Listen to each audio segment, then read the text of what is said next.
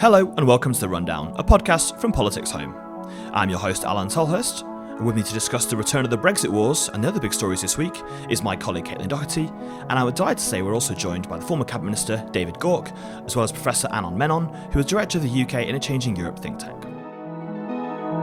So, Caitlin, it does feel like it's 2018 all over again for us veterans of the Brexit wars. You know, those two little words in a Sunday Times article, Swiss-style arrangements, have kind of kicked off a big furore about kind of where we are with Brexit. And I think it's a good chance for us with the panel today to kind of discuss where we are in terms of how much we moved on from sort of 2018, 2019, and where this government's going to go, and actually perhaps in a sense how little we've moved on as well. So just sort of talk us through how we got to this point and what you saw. You at the CBI conference this week, where obviously it was a hot topic for both the Rishi Sunak, the Prime Minister, and also Keir Starmer as well. So just what have you kind of made of it, really? It does certainly feel like we've stepped back in time a little bit this week. Brexit really is the story that keeps on giving, and it was all kicked off over the weekend when we all first saw the pages in the Sunday Times newspaper. The Sunday Times said that senior government figures, they reported, are planning to try and put Britain on the path towards what they called a more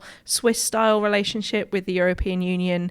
Now, that would mean closer economic ties, and as the paper noted, you know, it's likely to make some of the more hardline conservative Brexiteers really quite angry. And it's sort of the aim of that would be to achieve this more frictionless trade now that we are out of the EU, and the government are obviously really keen to be striking all of these trade deals with nations and blocs around the world.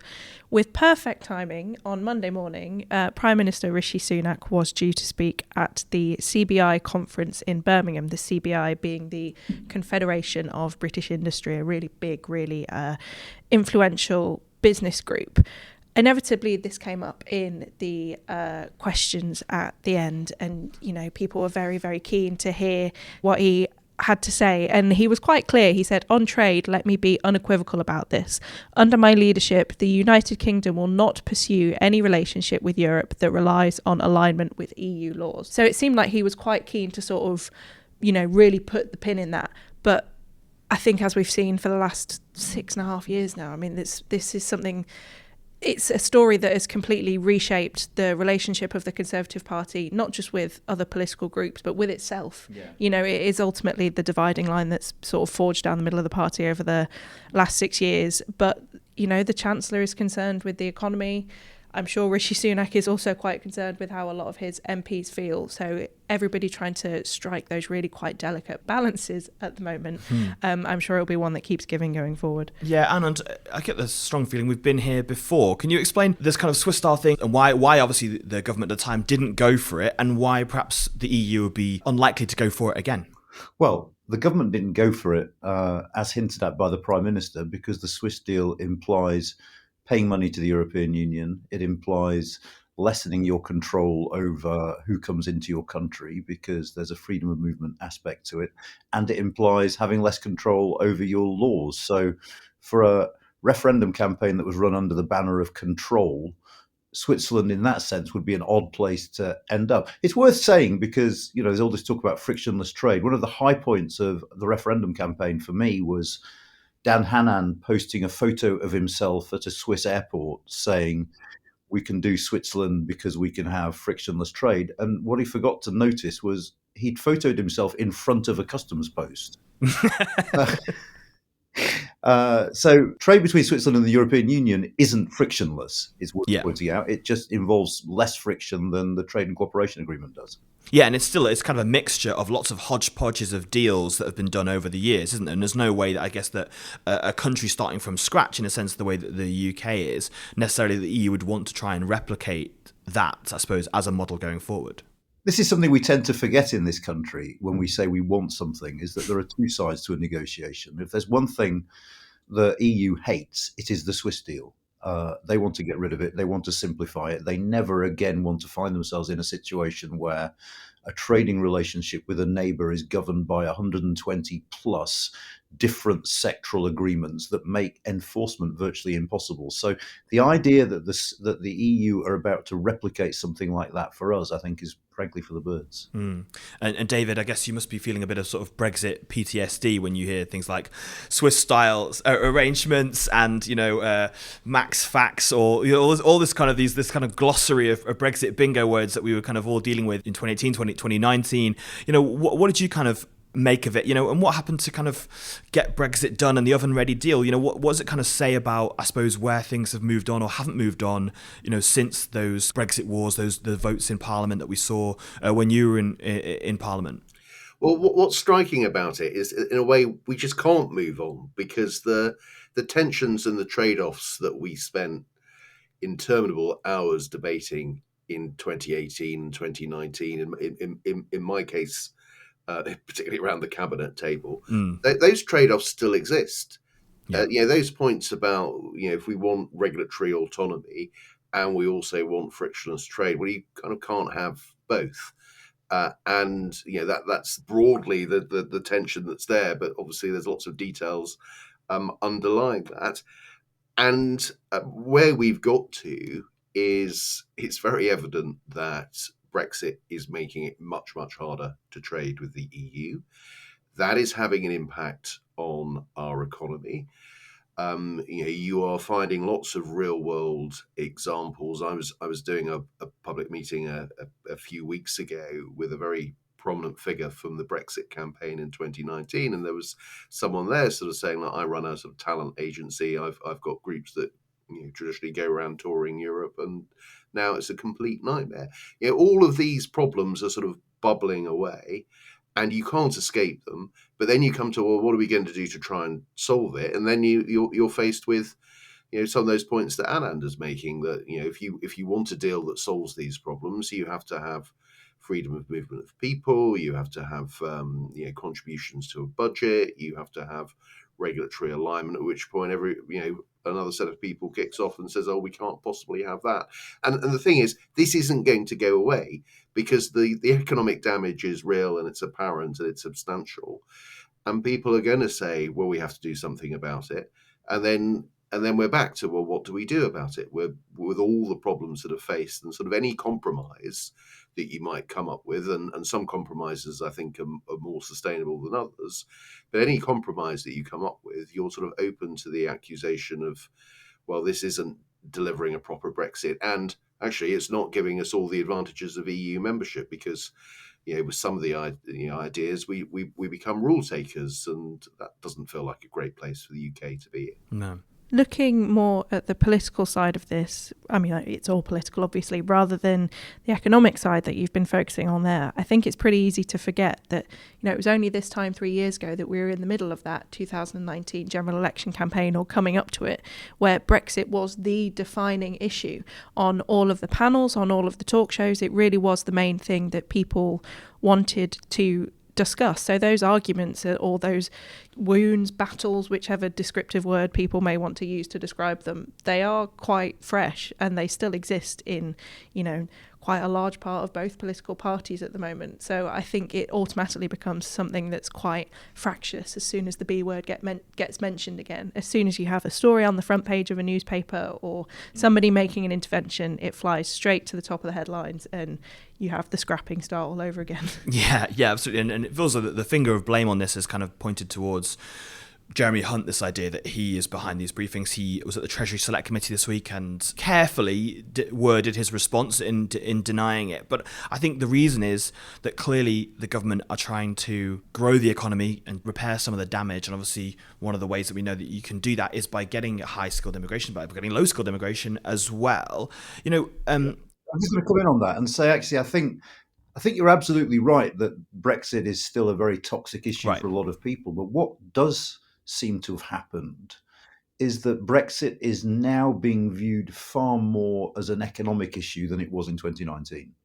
That is to say, the fact that we're facing an economic crisis means that most things are now viewed through the lens of economics.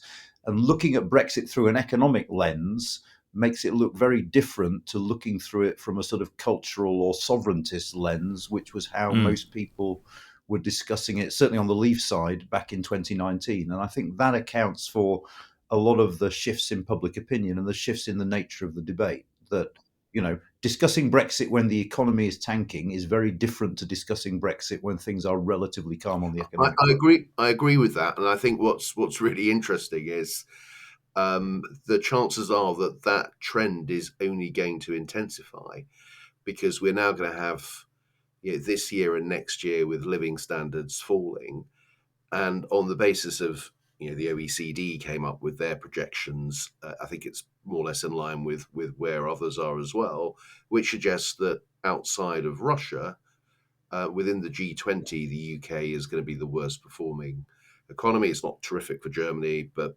we are going to be doing badly relatively. And if we continue to look at this through an economic lens, and my view has always been that we needed to do that, then I think the sort of sense that Brexit is failing is going to grow. And there's some really striking opinion polls knocking around at the moment. I mean, a lot of attention on the YouGov one, sort of saying, were we right, were we wrong? And that's now 56 wrong, 32% right.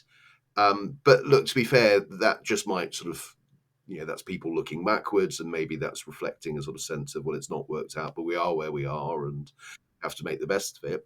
But even if you just look at the opinion poll saying, do you think we should join the European Union or should we stay out? There is a consistent lead for joining the European Union. The last poll, I think, was 56-44. That's really quite striking, given that there is no mainstream political party, at least in England, that is making that case. And yet, quite a comfortable majority. It'll get knocked about if there's a campaign. That's not an overwhelming consensus. These things can be quite volatile, but at the moment, a comfortable majority favours a policy that no political party in England is advocating. Yeah, and I suppose it's interesting that actually that for Sunak as well, it's not the electorate in a sense that he's got to look at. It's not the wider public, it's within the Conservative Party. What do you think, David, he could do perhaps to quell some of the kind of ERG anger? I think they sort of smoothed things over a bit this week, but clearly there are fears not just on migration, this idea of the single market, but also there's a bit of a fear that the mood music on the Northern Ireland Protocol is perhaps they're going to back down and allow some ECJ involvement. Do you see this being another set of rebellions on this stuff? There's pushes for Sunak to bin the plans to get rid of all EU law from the statute books next year. How do you kind of see that stuff playing out? Well, the problem is that there are a set of policies that even now some Conservative MPs are advocating that would obviously be economically damaging. So the uncertainty caused by the EU retained law bill, basically businesses don't know what regulations they're going to be operating under, in a few months' time. That doesn't make any sense in these circumstances. If you don't concede, something on the Northern Ireland Protocol bill, and after all, ECJ jurisdiction over Northern Ireland in limited circumstances was something that the government happily signed up to not that long ago. If we're really going to sort of dig in on that issue and risk a trade war, I mean that would be absurd in any circumstances, particularly in the current circumstances. So I think Sunak does have to face down the hardliners in his parliamentary party, because they seem determined to make a bad economic situation worse. And were he to kind of basically be bullied into taking their position, then the economic damage that will follow would be extraordinary in these circumstances. So I mean, he's got a really tough position here, but I think he just does have to face them down and say, look where the economy is. Are we really, really going to make this matter worse? I mean, David will have a far better sense of this than me, but one of the interesting things about the Parliamentary Conservative Party at the moment is I'm just not sure what issue people are willing to go to the wall over.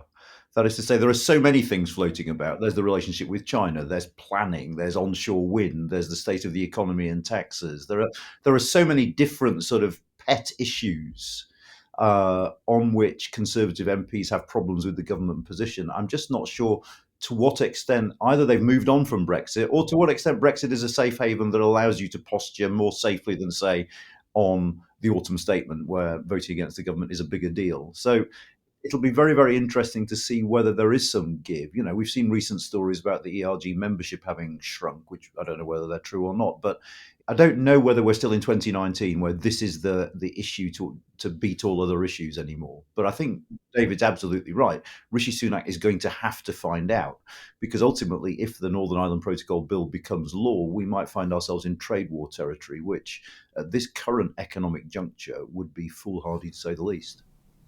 Yeah, we're going to come on to whether maybe the Conservative Party in its current guise is essentially ungovernable. We'll come on to that a little bit later. But one of the big issues that tied to all this European stuff is migration and kind of the economic benefits. Obviously, politically, the government and successive governments have wanted to bring down immigration. We've got new figures out this morning. Just want to talk us through some of those new figures from the ONS about net migration. Yep. So the ONS release this morning has told us that net migration to the UK has climbed to a record level of just over 500,000. This has been driven by a number of events, the end of lockdown restrictions, students returning was one that I heard mentioned this morning, but also the war in Ukraine. And obviously the UK has taken some refugees from Afghanistan during that time as well. Around 504,000 more people are estimated to have moved to the UK than left in the 12 months to June 2022. So it's taken about 5 months for these figures to be released, as is normal. That's up sharply from the last set of figures we had, which was the year to June 2021, when 173,000 people came to the UK. Now, obviously, that period would have covered from summer 2020 to summer 2021, which is when, certainly in Europe, we had some of the strictest lockdown restrictions that even as a comparison with previous, with not just with pandemic years, it's higher than it has been before. Anand, I just wondered how you think that's going to play into this current debate around Brexit, because obviously for a lot of people the idea was obviously that it would bring down migration, even though obviously net migration is a separate issue because it's about immigration from around the world, not just the European Union.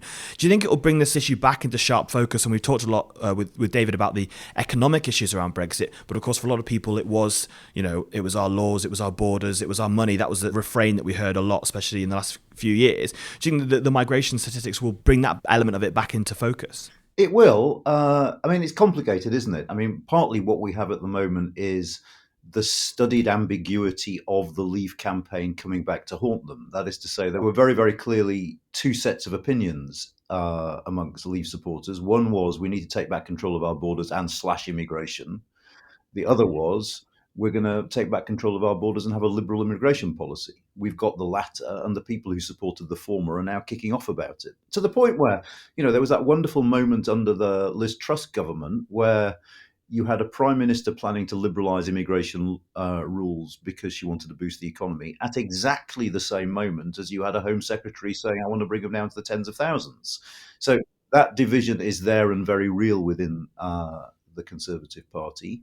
I think it's worth saying, and the ONS stressed this, that this might be something of a one-off for the reasons you said. That's to say, this is probably not going to be a trend. It is a combination of Hong Kongers, Ukrainians, the ending of lockdown. A new visa regime for students means that they're coming in, but a lot of these people will leave, if not most of them. So I don't think we're seeing the beginning of a trend here, but I think there's absolutely no doubt that over the next 24 hours or so, you'll see this fight kicking off again within the Conservative Party between those who want the numbers slashed and those who want them increased. Rather unfortunately, this happens at the same time as too many politicians are blurring the lines between legal and illegal immigration. That is to say that the debate about small boats gets caught up in the debate about legal immigration, which helps no one and doesn't exactly make for good public policy. No. This was a hot topic again at the CBI earlier this week. The Director General, Tony Danker, was pushed on it quite hard in his speech, which was just before Rishi Sunak spoke. He spoke about the country having, vast labour shortages and, immigration being the one thing that sort of boosted the country's growth since earlier this year when sort of the economic crisis really started. And he was saying that there aren't enough Brits to go around for the vacancies that exist, and there's a skills mismatch in a lot of these cases. So he was calling for economic migration in these areas that need it, while upskilling people and giving more training to people who are already UK based, and in exchange, making visas fixed term at the same time as agreeing a skills policy. So it was quite interesting, given those were basically some of his final words before the Prime Minister stood up and made this big address to all of these business leaders. Yeah, I think as well, people talked a lot about the skills shortage, but the skills shortage is separate from the labour shortage. There is just a big hole in the labour market that needs to be filled, and it's very difficult to see how you would do that without sort of migration, despite this kind of stuff. Dave, I just wanted, before we move on from Brexit, the ERG was mentioned in passing earlier. Were you not at some point a member of the ERG, or were you signed up to the ERG? And if so, can we go through a bit of your history with Brexit? Your pinned tweet on your Twitter profile says that it's another good day not to be a Tory MP. Can you just explain a bit of that for me? Yeah, not only was I a member, I think I was a treasurer. Right. Okay. For a spell. No, look, Anand's looking very surprised about this. Yeah. No, I have to say, I knew this because David came out with one of the best lines ever. I can't remember what event it was. It was a couple of years ago, and he said, "I used to be treasurer of the European Research Group at a time when they were interested in Europe and actually did some research," which I thought. Yeah, it would be fair to say there's a combination both of my views developing and the ERG's views developing in sort of diametrically opposed directions. So now I arrived in Parliament in 2005, pretty Eurosceptic, largely driven by scepticism about the UK joining the euro. And it was more sort of economic focused, and I thought this was it was a very small group. We would literally, the entire group would meet round one table for breakfast. There were sort of like 8 or 9 of us. Yes, it was certainly sort of Eurosceptic, and so I got involved and had the sort of quite a small role as treasurer. And then I think I actually stayed a member, although I stopped really going to any meetings after the 2010 government was formed. And so I was a sort of absentee member. And over that time, it sort of grew into being a sort of explicitly sort of Leave organisation. To be fair, it wasn't even an explicitly Leave organisation, and never mind a sort of hard Brexit organisation until after the referendum, by which time I had left it. And it became a much bigger campaigning group. And yes, as Anand said, it was largely sort of 6 or 7, 8 or 9 of us who chipped in to fund a researcher on European policy. But for me, as I became a minister, as I got more experience of the European Union, attending meetings, but also sort of seeing the benefits economically. And also, I think this is a point that kind of got missed in the sort of great debate. If you go back sort of 30 years ago, there was a momentum towards a much closer, federal Europe, and it wasn't quite clear, where member states were going to sort of fit in with this. I think the momentum towards that, very deep integrated Europe, at least whilst we were there as members, had rather sort of slipped away. And so I wasn't so worried about that anymore. What I could see was an organisation that cooperated and found ways of bringing down trade barriers, and I thought that was a rather good thing. Yes, I am fully admit to being a member of ERG for many years, but there's not much common ground now, I think it'd be fair to say. Well, yeah, and going back to that, I was talking about the Conservative Party. It does feel as though there are lots of rows blowing up across various policy strands at the moment. Obviously, Rishi Sunak entered number 10 saying he wanted to unite the party, but we're seeing rows over planning really breaking out this week that have kind of always been there, I suppose, and similarly over Brexit as well.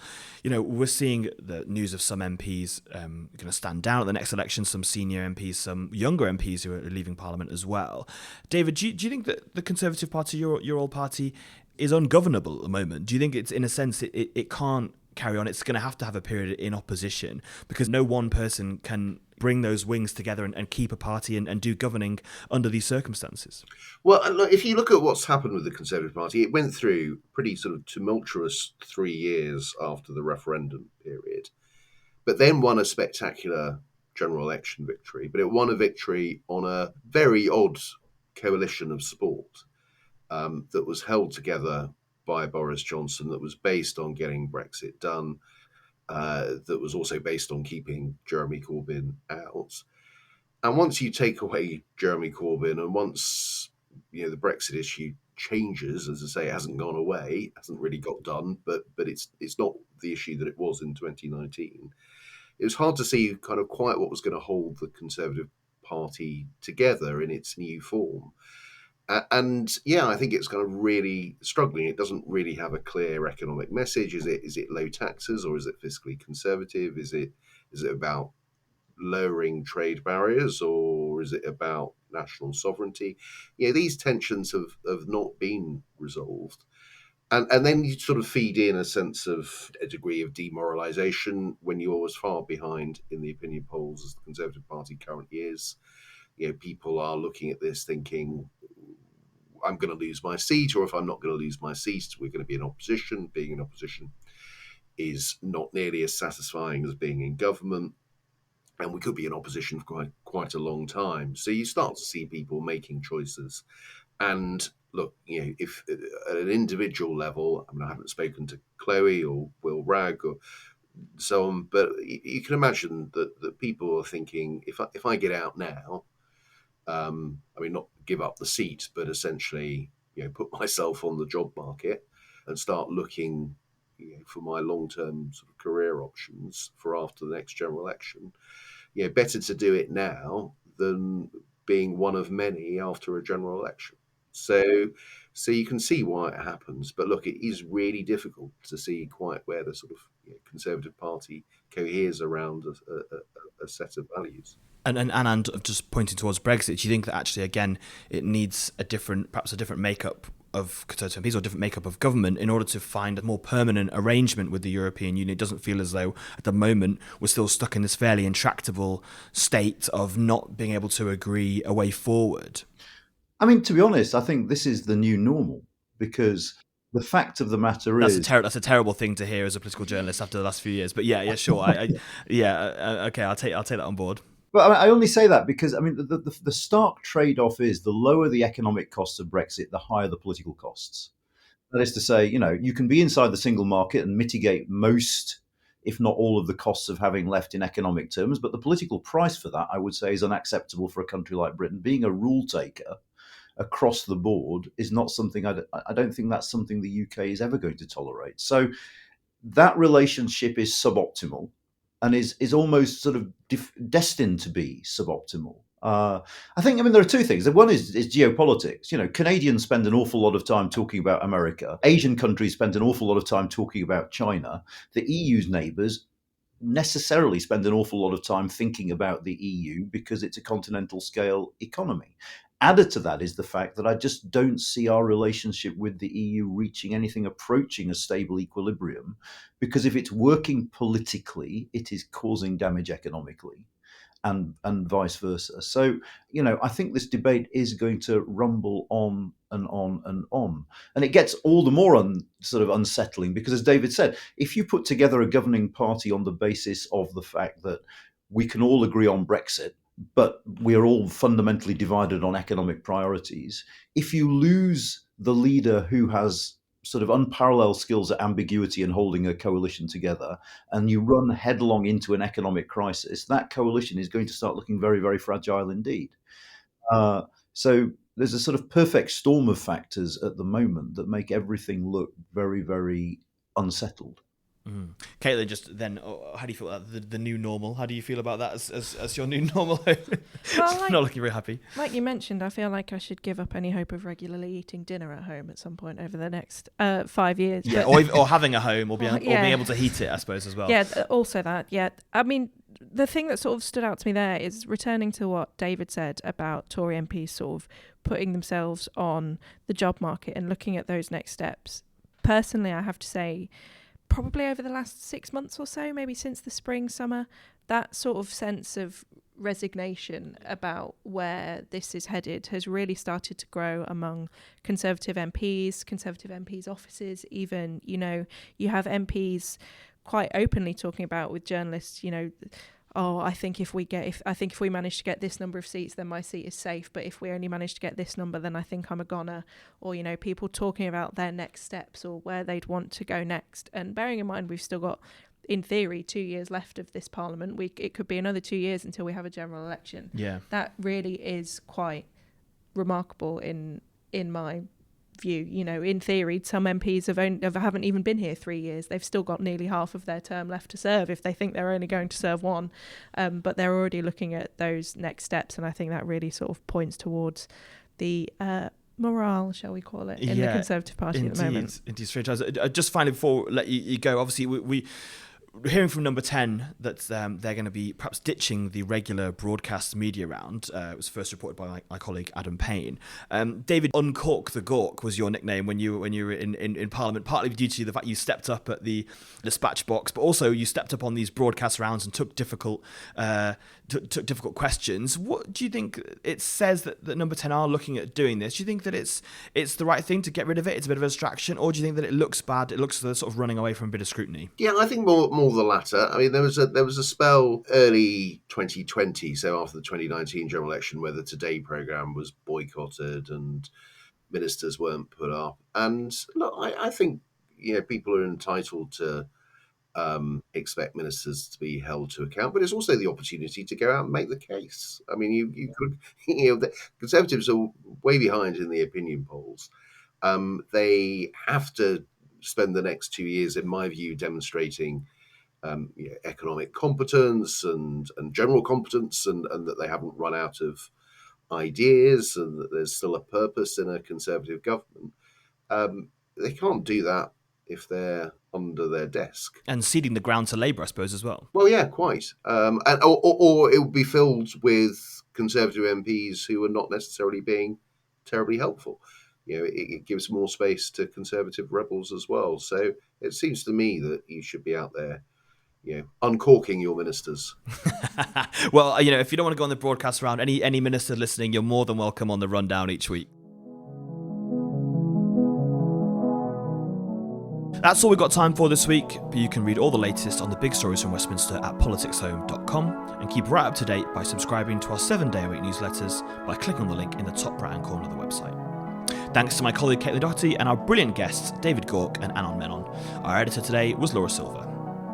And thanks to you all again for listening. Please subscribe wherever you get your podcasts and leave us a review. If you want to get in touch, then reach out to us on Twitter at PoliticsHome or email us via news@politicshome.com. But for now, I've been Alan Tolhurst, and this has been The Rundown.